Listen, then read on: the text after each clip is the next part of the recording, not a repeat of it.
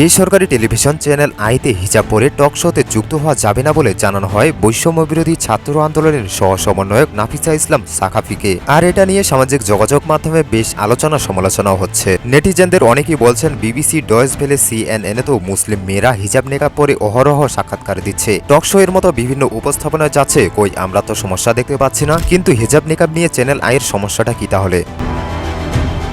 সম্প্রতি এ প্রশ্নের জবাব সরাসরি চ্যানেল আই থেকে পাওয়া না গেলেও এবার এ ঘটনায় মুখ খুললেন চ্যানেল আই এর শো এর উপস্থাপিকা নুসরাত জাহান জেরি। সামাজিক যোগাযোগ মাধ্যমে এক পোস্ট দিয়ে উপস্থাপিকা বলেন, জি, চ্যানেল আই এর যেই শো এর অতিথি নিয়ে এত কিছু, সেই শো এর উপস্থাপিকা আমি। প্রথম থেকেই যারা আমাদের শো দেখেন আপনারা দেখেছেন যে হিজাব, শাড়ি, কুর্তি, টুপি, পাঞ্জাবি সব ধরনের পোশাক পরা মানুষই আমাদের অতিথি ছিলেন। তিনি লিখেছেন, যারা আমায় চেনেন তারা নিশ্চয়ই জানান যে আমি মানুষের তাদের পছন্দের স্বাধীনতার বিশ্বাসী মানুষ। আমার শোতে নিকাব নিষিদ্ধ থাকবে এমন কিছু নিয়ম থাকলে সবার আগে আমি এর বিরুদ্ধে দাঁড়াতাম, এবং আমাদের শো প্রডিউসার গালিব ভাই নিজেও এমন কিছু হতে দিত না।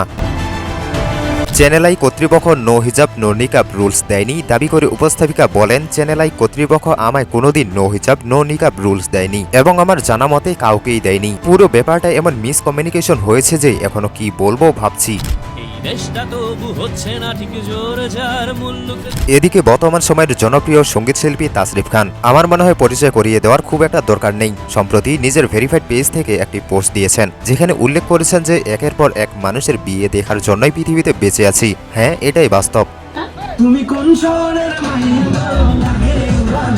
কমেন্ট বক্সে তাসরিফ আরও লিখেছেন, নিজের বিয়ের কথা নাকি নিজ মুখে বলতে নেই, তাই মানুষের বিয়ের আলাপটা করলাম। আর এটা নিয়ে ভক্ত অনুরাগীরা বেশ ফানি কমেন্ট করছেন।